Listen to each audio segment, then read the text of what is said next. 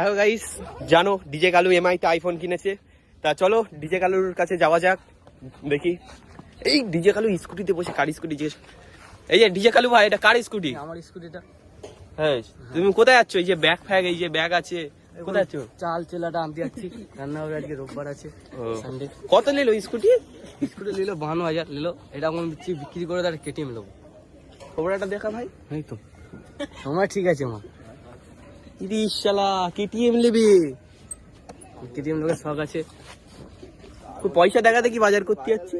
পয়সা তো রয়েছে, পয়সা এখন পকেট ভর্তি ছিল, দেখা নেই ওটা পার্সোনাল জিনিস আছে। তো গাইস দেখতে পাচ্ছ, এই যে আমাদের কালু স্কুটি লেছে। স্কুটির চাবি কই ভাই? স্কুটির চাবিটা আর বন্ধু লিখেছে, দোকানে আসছে।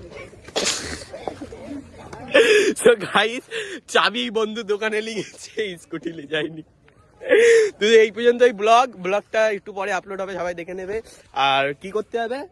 ফলো, সাবস্ক্রাইব করে দেবে, লাইক কমেন্ট করে দেবে। হ্যাঁ, তোমার নামটা একবার বলে দাও। ডিজে কালু।